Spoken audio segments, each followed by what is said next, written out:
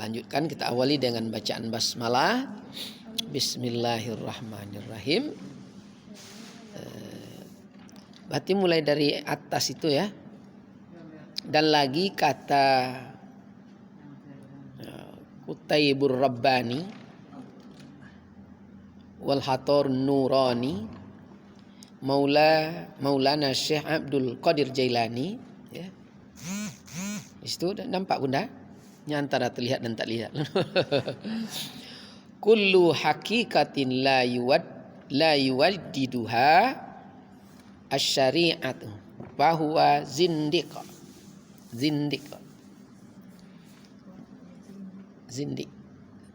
Jadi tiap-tiap hakikat yang tiada menangguhi akan dia syariat, maka dia zindik.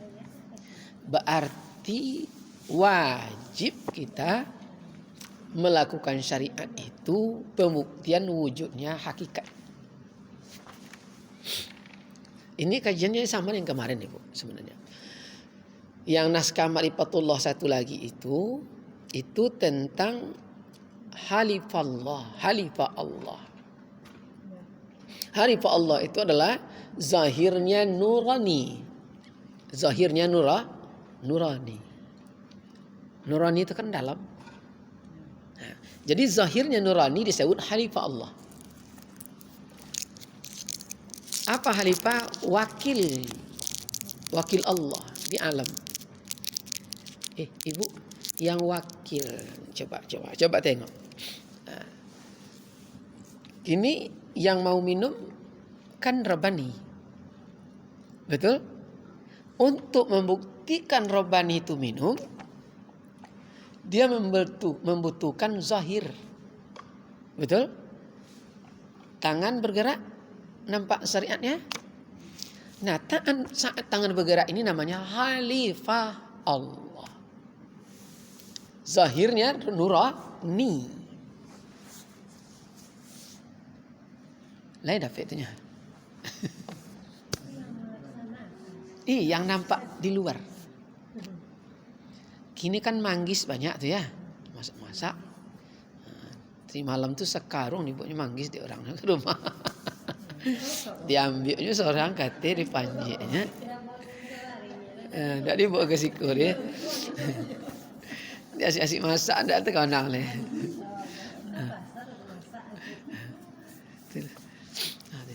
Jadi itu dia. Jadi yang nampak memanjat itu zahirnya nurani. Kan dia yang nyuruh tuh. Panjat, ambil itu. Itulah saatnya disebut khalifah. Berarti kalau di kajian ini kan kalau begitu ya memang Allah yang wujud yang membutuhkan casing ini. Allah yang butuh insani ya. Kalau enggak bisa. Maka disebutkan kemarin makrifat iman itu yang menanggung. Sebelumnya dah yang menanggung. Lanjut ya. Tiada hakikat, tiada menanggungi akan syariat, maka dia disebut zindik. Berarti wajib ada syariat. Tidak mungkin kita disebut orang sholat, dia duduk aja. Begini aja dia. Siap sholat, sudah katanya. Tidak nampak gerak-geriknya. Kan disebut zindik. Kan ada tuh. Mengingat Allah, ingat Allah udah katanya. Boleh. Cuma kalau tidak pas pada makamnya, ini ada kadang kita bunda mencari tempat jatuh. Apa maksudnya mencari tempat jatuh ya? Jadi di awal lama ngaji di level syariat, di level hakikat dan makrifat, as-salatu li zikri, yang salat tu ingat Allah. Baca bola kan. Entah boleh nampak. Entah boleh bersuhu atau tidak. Itu masalahnya. Tapi kalau betul sampai, memang itu dia. Jadi kalau sampai itu orang tuh enggak. Apa buktinya telah sampai di level daimun itu? Dia walam yarpus walam yapsuk ghufira lahu ma taqaddama min zambi. Di hakikat haji disebut hakikat haji. Dia tidak akan pernah lagi ngomong di alam ini kecuali berguna pada dirinya dan bermanfaat pada orang lain. Dan tidak lagi dia beraktivitas dalam hal-hal yang fasik. Itulah orang yang telah daim. Aku sempat juga mencibir kawan dari belakang ya. Sempat juga menyindir kawan. Yang mana? Tuh yang bulan malam bintang 32 tuh hanya. Nampak muka kawan tuh banyak jerawat di kecilan bintang 32.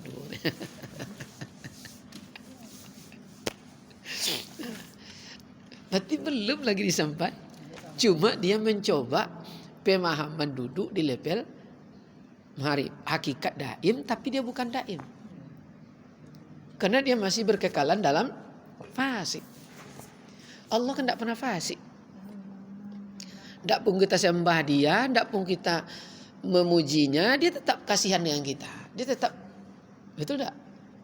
Tidak pun kita ingat dia tetap ditunjuknya kita berjalan ke situ. Tetap dia.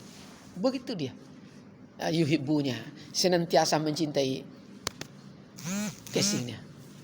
Kalau kita kan tidak. Jadi terbatas. Dia tidak terbatas, unlimited. Ya. Nah, kita payah ya. Unlimited itu kalau le bayar spontanitas. Itu dia. Itu sesat jalan kembali ke jalannya. Zindik namanya ya. Lanjut. Dan lagi kata Syekh ini ya.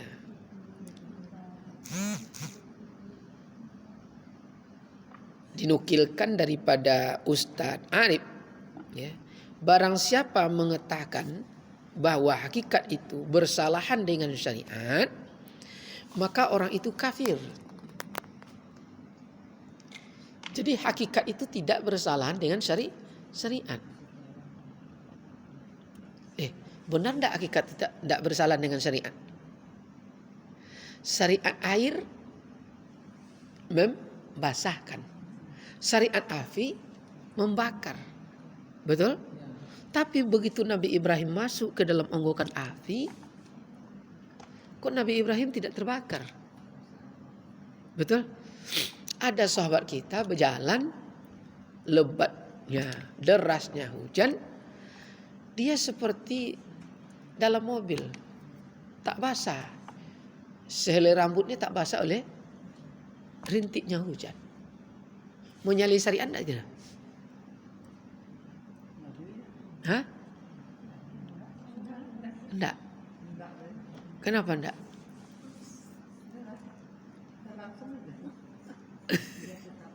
Hah?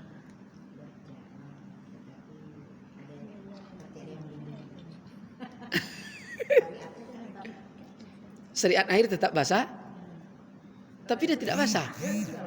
Tidak basah. Syariat api membakar, dia tidak terbakar.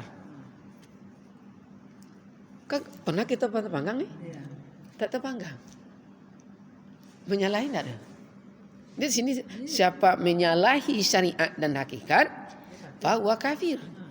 Syariat dan hakikat itu tidak bersalah.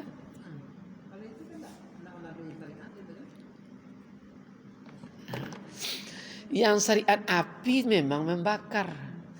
Tapi hakikat dia, kalau bukan robani yang membakar, dia tak terbakar. Dia tetap di levelnya masing-masing. Jadi bukan api yang tidak membakar. Sifat api tetap membakar. Cuma dia mau dibakar kalau diizinkan robaninya. Maka tidak bersyariat, tidak bersalahan. Dia air itu tetap membasahi. Buktinya sekelilingnya basah. Lalu kenapa dia tidak basah? Dia tidak mengetahui bahwa air itu dia bukan lewat dalam air. Dia lewat dalam keadaan tidak berair. Itu marifatnya. Maka tidak berairlah dia. Makanya di situ dibuat, aku hanya bersangkaan hambaku. Menurut sangkaan hamba. Kalau menurut kita basah, ya basah gitu. Makanya disebut hakikat. Makanya disebut makrifat. Kita salahnya duluan lagi makrifat syariat daripada bermakrifat. Gerimis alun hujan le. Dalam pikiran lah bahasa lah duluan bahasanya, duluan makrifat syariatnya daripada makrifat hakikat yang sesungguhnya. Maka bahasa kita baru berangin lah hujan lobek, hujan lobek lah dia. Nya kitanya aku hanya menurun sangkah nambahku. Nah, coba nanti mulai berjalan, kalau mulai kan lah nak hujan ya. Awas hujan dulu. Dia nak lewat ya enggak? Duduk kita di situ, tu nampak di kita gikon tua. Apa namanya bu? Ibarat pawang, nampak kita buka tu bongkar di garis tu bu di garis awan yang lebat tu di garis terputus ya, ini terpisah dia. Kita lewat tengah. Itu dia. Mengobati juga begitu. Ini nampak di kita sanen dunia ketawa senyum. Dah amin sudah sini ya. Tapi kalau kau obati tapi nampaknya tambah menggigil. Jadi salah bermakrifat itu masalah. Salah meletakkan makam makrifat. Itu dia. Iya. Maka tidaklah bersalahan syariat itu dengan hakikat. Kalau bersalah jadi kafirlah kita. Berarti Allah tuh lemah dia, maka jadi kafir. Apa contohnya Ustaz? Dia apa? Kesalahan Ustaz. Gini, pagar di rumah itu terkunci, kan tidak? Tapi dalam pandangan makrifat dia dikunci. Nampak kita kuncinya. Kunci makrifat itu kita kunci pamannya dengan kalimat la ilaha illallah. La ilaha illallah. Diputar situ ibaratnya kan cenderung tawab energi itu. La ilaha illallah, la ilaha illallah. Dikunci. Itu nampak dalam makrifat tu. Jadi begitu ada orang lewat, bagaimana terkunci itu? Hilangnya keinginannya nak membuka pintu. Itu dah terkunci sungguh itu. Tapi dia buat nak bermakrifat, pintu gue dikunci. Tapi nampak dalam pikiran tu pagarnya terbuka aja atau tidak berkunci. Maka jadilah kafir dia. Berhakikat tidak bersyariat kafir. Dia wajib, tidak boleh dipisahkan syariat dengan hakikat. Maka dibuatlah, kan ada orang kadang ada untuk membantu. Jadi nampaknya apa namanya? Kemarin di kajian dagang terjual dulu baru berniaga. Dia. Jadi batin dulu baru sah. Jadi nampak kita pulang ke mana, ke Siak kemana? Ke Siak tu beda lah yang tadi malam. Lagi di Siaknya. Iyalah. Nah, jadi nampak Siaknya dulu. Ya, nampak Siaknya. Itu dia. Itu dia ya. Jadi ternyata tidak bisa disyariatkan ya hakikat dengan syariat. Kalau dipisah kafir. Ya. Kenapa? Karena keduanya itu syariat Nabi kita Muhammad sallallahu alaihi wasallam, maka syariat itu batinnya dinamakan akan hakikat, dan syariat yang zahir dinamai akan fikih.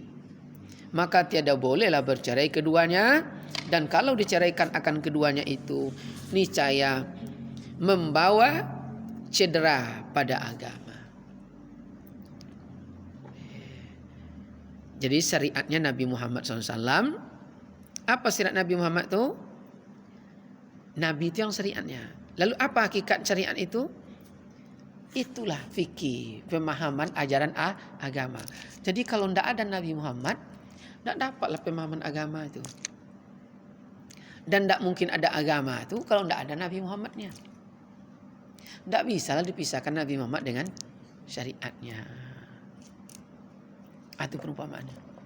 Tidak bisa dipisahkan pakaian itu dengan badan.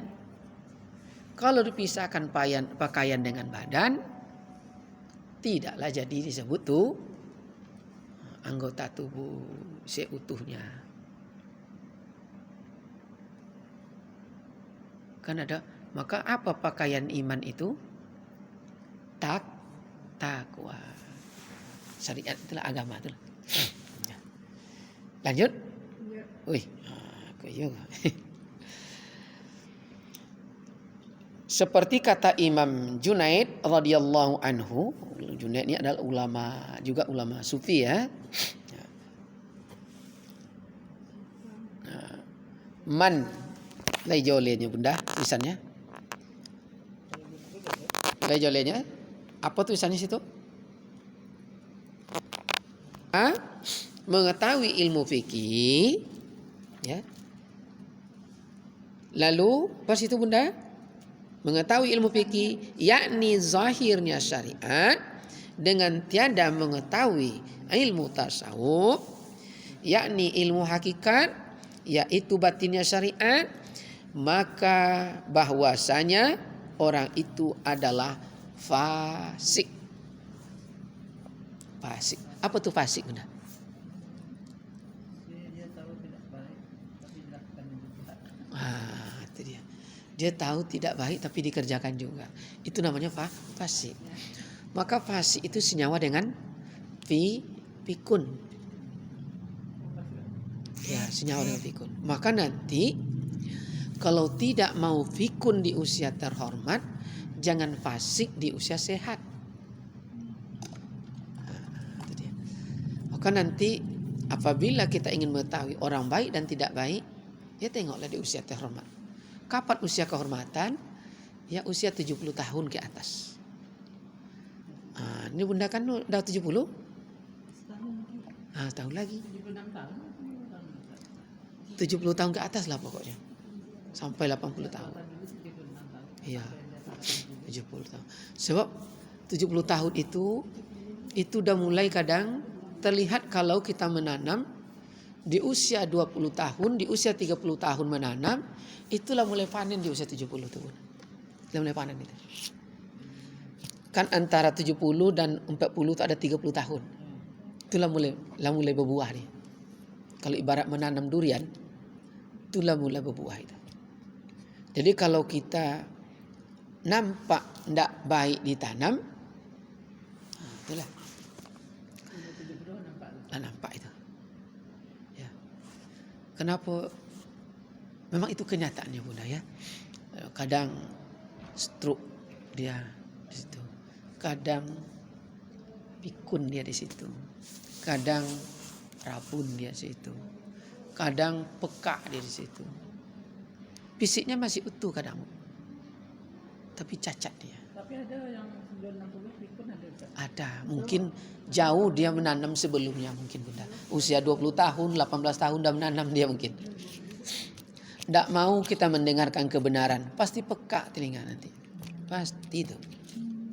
Maka tidak mau menengok yang benar. Pamannya apa?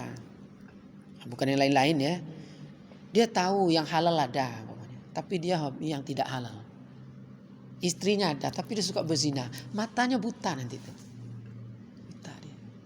Dia usia itu mulai buta dia. Rabun dia. Ibaratnya begitulah. Ya. Dia tahu jalan yang benar, tapi dia tak pernah pergi jalan. Itu mulai lagi ya. Jadi semuanya berawal dari yang kita tanam. Kita tanam. Makanya orang dulu bilang, nak tahu orang baik tidak baik, tengok di usia kemuliaannya. Apakah dia masih utuh? Berarti itu orang baik masa lalunya. Tidak mungkin ditanam durian buahnya semangka ya. Tidak mungkin. Belum ada sejarah. Walaupun apa namanya bu? Ini batangnya bawah mangga, disambung dengan mangga disambung dengan nangka. Kenadahan nangka, yang buahnya tetap nangka. Seandainya berbuah yang batang di bawah tetap juga mangga tuh. Tidak pernah mangga ini buahnya nangka tidak ada. ada yang disambungkan. Tetapnya, tetap lahirnya apa yang ditanam itu buahnya. Itu dia. Jadi seperti itulah. Jadi kadang kalaulah sampai kita duluan yang disebut tua ini mampu menahan ragam, kita lah terbayang yang kita tanam, maka orang tuh hati-hati. Dia tidak mau di usia terhormat itu tak bernilai. Kan pernah ya, sudah sampaikan dulu Bunda, pas begitu ibu tuh sekarat, karena sayangnya suami kepadanya, kan dituntun sekaratnya. Dari dulu menyaksikan waktu itu. La ilaha illallah. Keluar dari mulut sang Bu Aja itu nama lain, bukan la ilaha illallah. Safaruddin. Safaruddin. Sampai berpisah roh dan jasad, mati. Seminggu kemudian dalam silaturahmi Ridwan tanyakan, kenapa Anda menangis saat menalkin ibu aja? Iya, kan Ustaz dengar. Iya. Lalu kenapa? Karena dulu saya mendapatkan nenekmu nih. Dia bunga desa di kampung kami. Wanita tercantik. Jadi dia anak kepala dusun. Rupanya orang yang disenang di hatinya Safaruddin. Cuma dia anak petani. Ibu ini orang berada. Jadi di kampung itu kan sangat diperhatikan apa nama tuh? Strata ya. Strata. Tidak selepel. Kalau sultan lelah gitu ya. Jadi menikah dia, rupanya yang tubuhnya dapat, hatinya tidak. Berarti dia cintanya tidak suci. Maka dibuktikan oleh Allah SWT di usia kehormatan ini. Makanya kalau kita lah berumur seperti ini, ya kecil lah ke abang. Dan sebenarnya abang tak sukun ke abang, tapi abang saat PNS. Itu ibarat kan. Tapi iya. Daripada nanti kan. Tidak bisa tutup dah. Tapi buat aja Bang Sa'adu memang dari dulu dia. Tidak kena itu dah buat aja ya. Nyadu kadang Bu ya. WTS nama kan. Idolaku WTS ku gitu. Jadi memang ada Bu. Jadi nikah dia, kenapa kamu pisahkan? Dia cuma guru SD. Dia kenapa nikah dengan dia? Kan dia berkebun. Iya, tapi kebun sawitnya kan 80 hektar. 80 hektar sawitnya. Dia tinggalkan guru SD itu. Memang kaya dia. Kan tujuan nikah itu kan asiruhunna bil ma'ruf. Bersenang-senang, saling bahagia, bukan hidup menderita. Jadi kalau kan miskin nikah, jangan balaki lah. Nah, itu tujuan nikah tuh. Asiruhunna bil ma'ruf. Itulah tidak dapat lagi kebatinannya, tenang bahagia batinnya. Kebahagiaan sesungguhnya adalah batin. Harta zahir bisa dicari. Nah, itu dia. Jadi tujuan nikah itu ya asiruhunna bil ma'ruf. Saling senang menyenangi. Jadi bukan separuh, bukan sebelah. Nah, itu. Jadi kalau kan binasa, jangan lagi binilai. Bisa kita mengendalikan ya. Lanjut ya. Lanjut. Jadi di situ kalau dia memisahkan maka dia fasik. Dan barang siapa mengetahui ilmu tasawuf tetapi tiada mengetahui ilmu fikih, maka bahwasanya orang itu adalah munafik. Punya ilmu tasawuf tapi tidak pakai ilmu fikih, disebut munafik. Kenapa disebut munafik kira-kira? Karena dia niat sedekah tapi tidak pernah bersedekah. Kamu tasawuf aja. Iya, ikut menyumbangnya, insya Allah. Dia tidak pernah ngasih dah. Kamu munafik dia. Dalam keyakinan aja udah aku sedekahkan sekian juta dalam pandangan ilmu ini saja. Jadi wajib. Udah beruduk, udahnya. Kuncirinya bagi linyai ya. Belum istinjaknya lah. Akan munafik. Udah beruduk, udah. Pipisnya tidak dicebok. Ya. Akan munafik. Jadi berhakikat tidak bersyariat munafik. Ini wajib. Nah, makanya di kajian fikih dibuat menggabungkan syariat dan hakikat. Setelah bersih, hilang warna, hilang rasa, terakhir hilang bau. Bau itu adalah makrifat. Nah, makanya kena bau untuk makrifat. Coba tengok, yang ditembakkan lantai, Bu. Yang ditembak lantai, yang cuci muka, betul? Kan tidak ketemu dah. Tuh dia kantik, maaf aja jatuh keluar, tidak nampak tu dah. Syariat makrifat itu. Jadi kajian itu udah dari awal makrifat. Cuma tidak dijelaskan bahwa itu di level makrifat. Ya. Lanjut ya. Dan barang siapa menghimpunkan antara keduanya, yakni ilmu syariat dan tasawuf, bahwasanya orang itu tahqiq yang sebenar-benar adanya. Wassalam. Itulah kebenaran yang paling sempurna. Yang paling utama. Tahqiq itulah yang paling utama. Ditahqiqkan, dikuatkan. Tahqiq.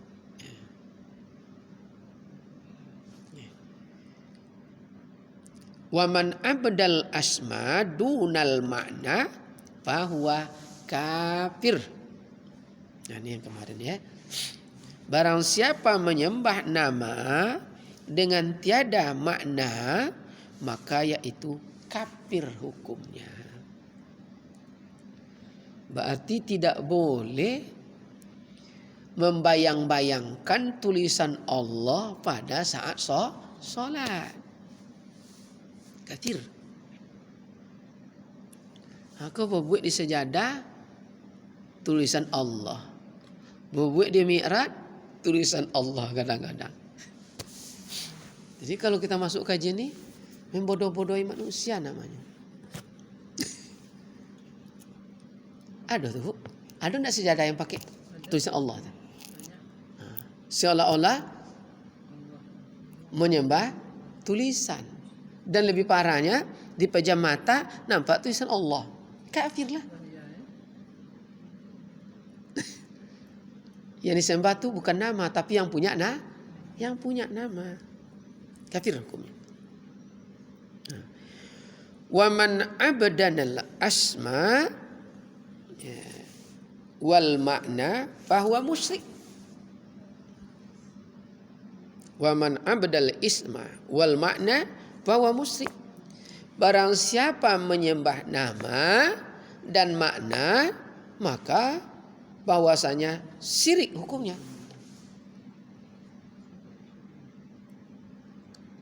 Berarti disembah nampak terbayang nama Allah dan makna Allah, musyrik itu.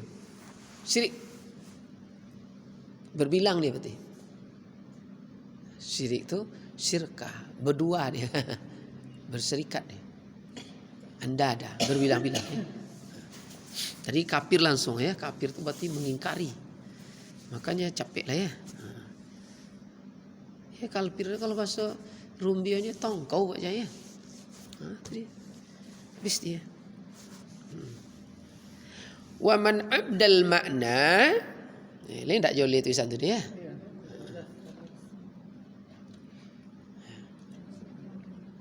Wa man abdal makna wal hakikat. Itu bunda, wal hakikatul ya.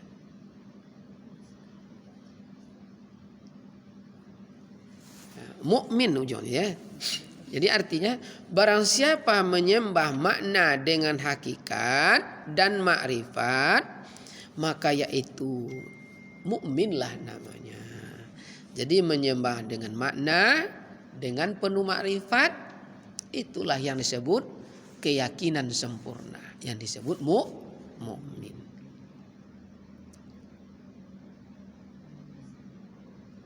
Jadi kalau begitu, apa artinya makna dengan hakikat dan makrifat? Wujud Allah. Maka hakikat ikhlas itu kemarin di level muntaha, dia hanya melihat kelakuan Allah atas dirinya. Itulah yang sempurna mukmin. Berarti kalau udah dilihat kelakuan Allah atas dirinya, berarti kita tidak lagi ada. Kalau kita tidak ada, maka disebutlah fana. Kalau kita telah fana, maka qadimlah Allah pada dirinya. Allah yang ada lagi. Berarti zahirnya nurani. Disebutlah yang nampak tu khalifah Allah. Kalau khalifah Allah, ya wakil Allah lah. Kena wakil Allah. Kini gubernur kita PLT itu Bu. Wakil Allah ibaratnya. Bisa dia mengambil kebijakan? Bisa. Bisa dia membuat keputusan? Bisa. Kalau kita wakil Allah, kita mengaturlah alam. Makanya apa kata dia lagi? Alam. Daun pun, sejadah pun jadi pesawat. Air pun, buaya pun tempat menyeberang. Apa itu dia? Karena dia wakil Allah. Kawan dia lagi.